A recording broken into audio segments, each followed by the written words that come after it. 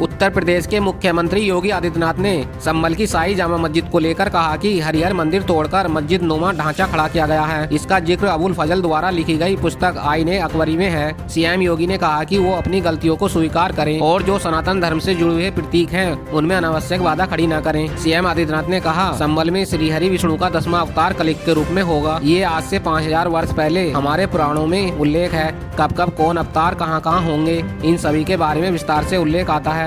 इसमें संभल का भी उल्लेख आता है। संभल में इस समय आपको जो कुछ भी देखने को मिल रहा है वे सब धर्म से जुड़े हुए प्रमाण प्राप्त हो रहे हैं। वहाँ पर साजिश के तहत और दूर नहीं, भारत में जितने भी पुराण बने हैं उनकी रचना 3500 से लेकर 5000 वर्ष पहले हुई थी। अब इस धरती पर इस्लाम नहीं था, सनातन धर्म ही था। उस समय भी उल्लेख है, उस समय तो जामा मस्जिद थी ही नहीं। जब इस्लाम ही नहीं था तो जामा मस्जिद कहां से आ गई। सीएम ने कहा, आईने अकबरी में भी इस बात का उल्लेख है कि श्री हरि विष्णु के मंदिर को तोड़कर वहां एक मस्जिद नुमा ढांचा तैयार किया गया है और वहीं जामा मस्जिद है। ये आईने अकबरी कहती है, ये तो उनका ग्रंथ कहता है। मैं थोड़े ही कह रहा हूँ, वे अपनी गलतियों को स्वीकार करें। हम तो यही कह रहे हैं, जो सनातन धर्म से जुड़े हुए प्रतीक हैं उसमें अनावश्यक बाधा खड़ी न करें, उसे सम्मानजनक रूप से वापस कर दें। सौहार्द के हित में स्वतंत्र भारत में ये सब भारत को प्राप्त होनी चाहिए। अनावश्यक उसमें विवाद नहीं खड़े होने चाहिए। मुस्लिम लीग की मानसिकता से देश नहीं चलेगा, भारत की आस्था के अनुरूप चलेगा। भारत के सनातन धर्म ने विपरीत परिस्थितियों में हमेशा दुनिया की हर जाति, हर धर्म के लोगों को आश्रय, सम्मान और सुरक्षा दिया है, कहीं कोई भेदभाव नहीं किया है। तो ये सब बातें कहाँ से सामने आती हैं? उन्होंने कहा कि आईने अकबरी ये कहता है कि 1526 में श्री हरि विष्णु के मंदिर को तोड़कर वो ढांचा खड़ा किया गया है। 1528 में अयोध्या में भगवान रामलला के मंदिर को तोड़कर ढांचा खड़ा किया गया था। ये सब काम मीर बाकी ने किए हैं। जितने भी कार्य हुए हैं उसी समय हुए हैं। ये जितनी भी चीजें हुई हैं, मुझे लगता है कि उसके लिए हिंदू आस्था के लिए आग्रह करती है, हमें वापस कर दीजिए,